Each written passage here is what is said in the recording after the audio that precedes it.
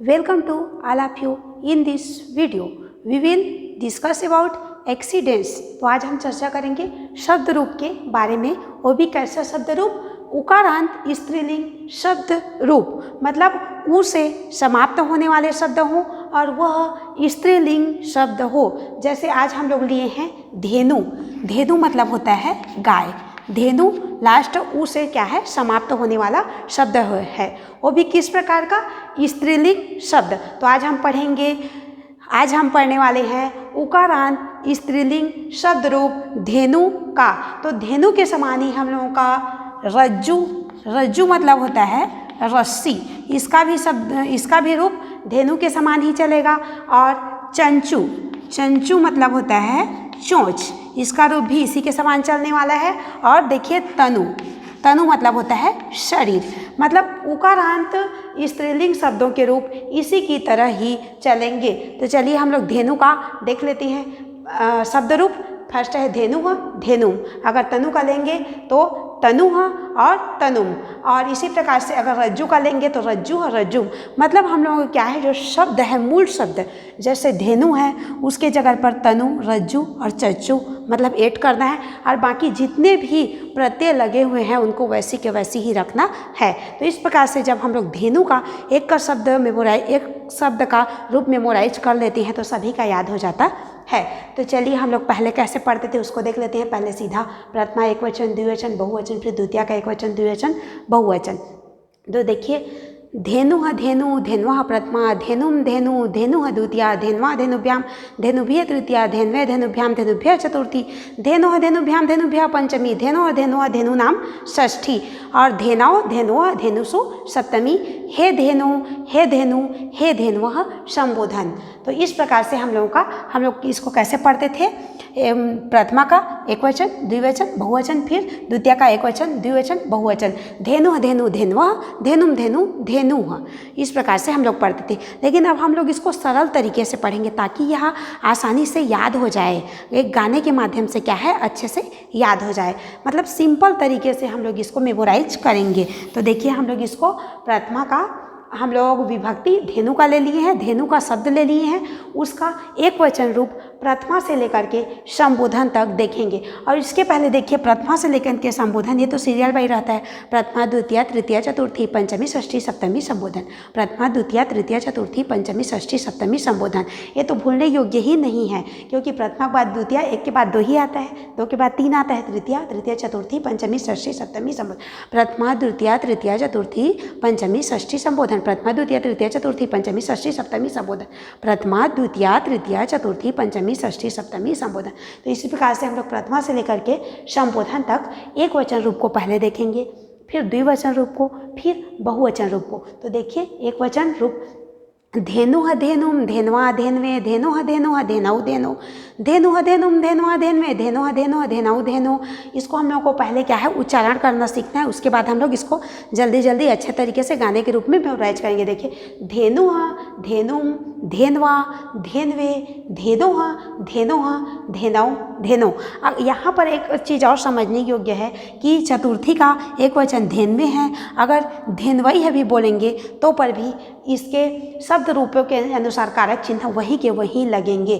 धेन्वे बोलें या धेन्वई है बोलें, मतलब दोनों रूप इसका यहाँ पर होता है चतुर्थी एक वचन में। उसी प्रकार से धेनों की जगह पर धेनवा भी हम लोग प्रयोग कर सकते हैं। धेनो और धेनवा दोनों होता है, और धेनौ और धेनवाम यहाँ पर सप्तमी में दोनों होता है। तो अगर हम लोग एक को बोले या फिर तो दोनों को ऐड करें, या फिर इतना को बोल करके इसको बोले तो पर भी यह ठीक ही है।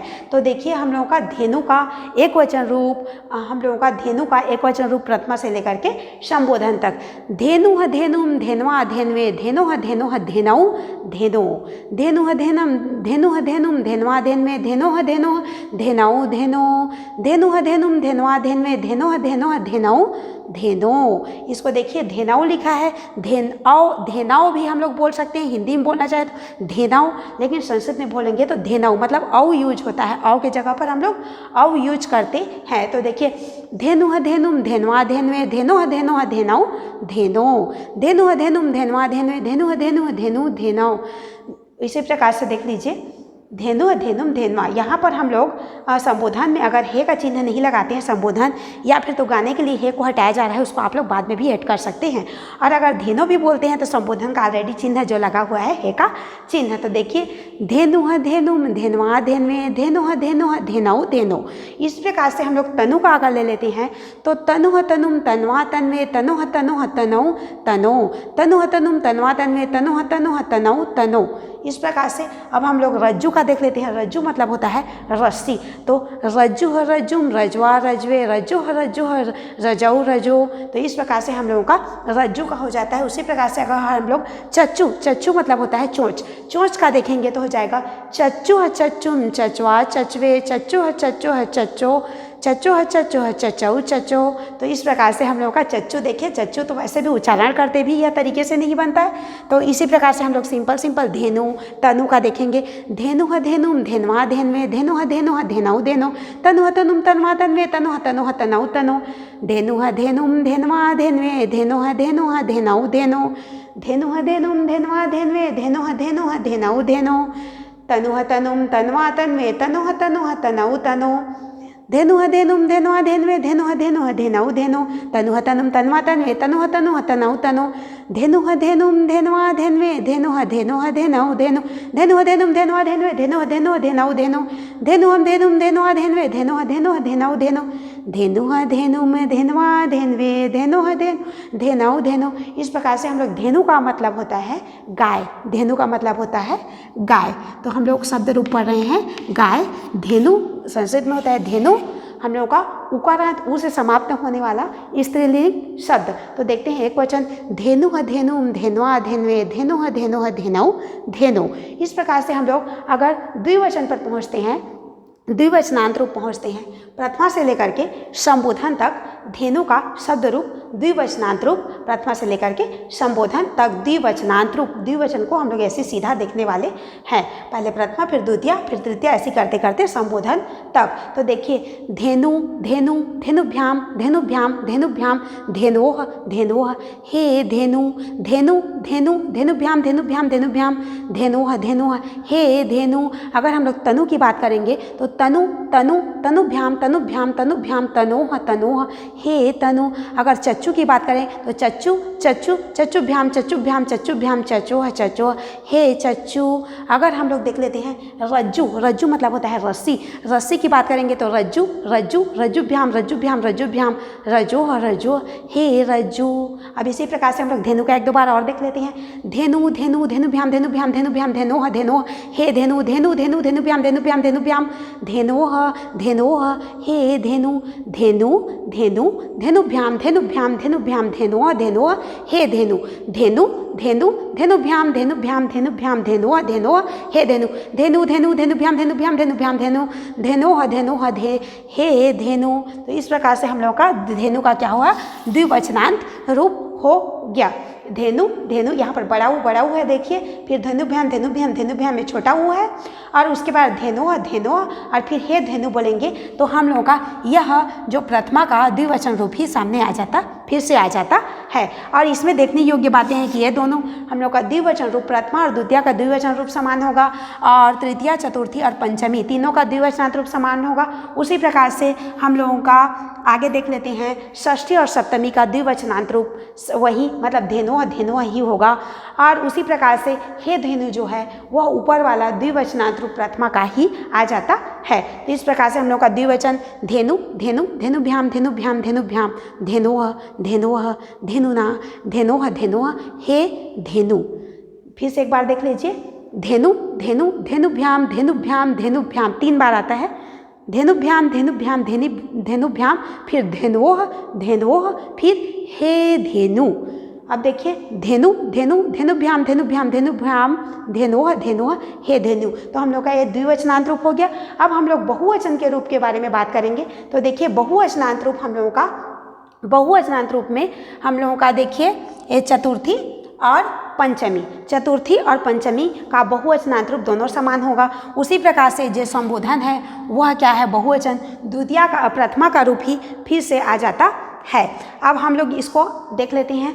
धेनवः बहुवचन रूप, धेनु का बहुवचन रूप प्रथमा से लेकर के संबोधन तक।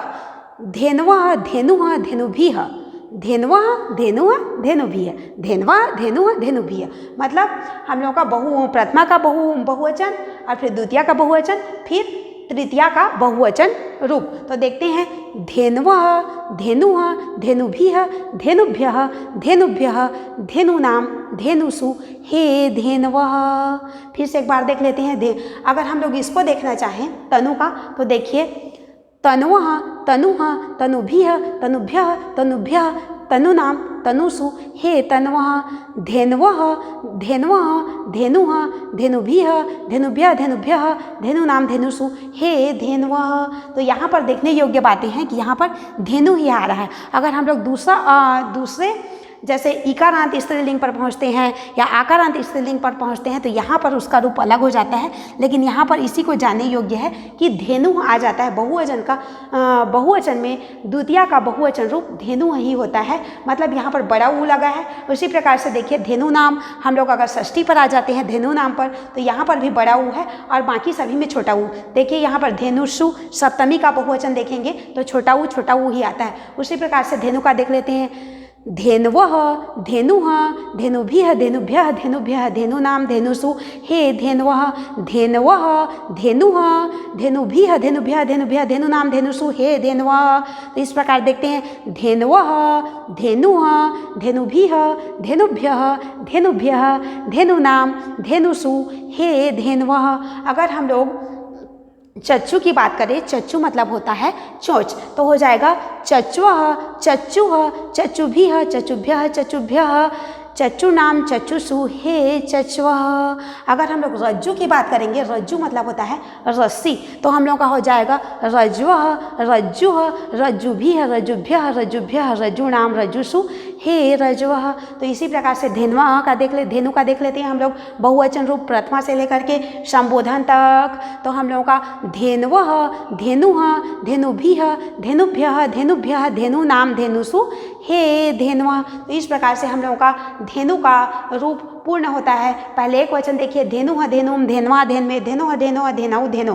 अगर हम लोग इसको धेनुः धेनुम धेनवा धेनवः धेनवाह धेनवाह धेनवाम और धेनो भी बोलते हैं, ये हम लोगों का आकारांत स्त्रीलिंग का रूप यहीं पर, जैसे बालिका का हम लोग आकारांत स्त्रीलिंग पर बालिका की बात करें तो बालिका का रूप भी ऐसे इसी प्रकार से चलता है। अगर धेनु की बात करें तो हम लोग धेनु का देख लीजिए चतुर्थी से यहाँ तक इसको भी ऐड कर सकते हैं, या हम लोग चतुर्थी में यहाँ से यहाँ तक धेनवे धेनोह धेनोह धेनाऊ को भी जोड़ सकते हैं। अगर इसको रखें या इसको रखें, इन सभी का इन दोनों का मतलब समान होगा, इन दोनों का मतलब भी समान होगा, इन दोनों का मतलब भी मतलब कारक चिन्ह हम लोग लगाएंगे। चतुर्थी विभक्ति का कर्ता, ये प्रथमा कर्ता ने कर्म को कर्ण से संप्रदान के लिए, तो एक धेनु के लिए, और इसको भी लिखेंगे तो इसका अर्थ भी हो जाएगा एक धेनु के लिए। उसी प्रकार से एक धेनु से, और इसको भी हम लोग बोलते हैं तो एक धेनु से, मतलब इन दोनों जो लिखा हुआ है विकल्प के रूप में, इन दोनों का अर्थ क्या होता है, समान होता है। तो देखिए धेनुः धेनुम धेनवा धेनवे धेनुः धेनुः धेनाऊ धेनो, ये हम लोग का एक वचन रूप हो गया। फिर द्विवचन रूप देखिए धेनु धेनु धेनुभ्याम धेनुभ्याम धेनुभ्याम धेनो धेनो हे धेनु। उसी प्रकार से अब हम लोग बहुवचन को देख लेते हैं। धेनवः धेनुः धेनुभिः धेनुभ्यः धेनुभ्यः धेनूनां धेनुषु हे धेनवः। तो इस प्रकार से हम लोगों का धेनु का शब्द रूप उकारांत स्त्रीलिंग शब्द रूप पूर्ण होता है। Thank you.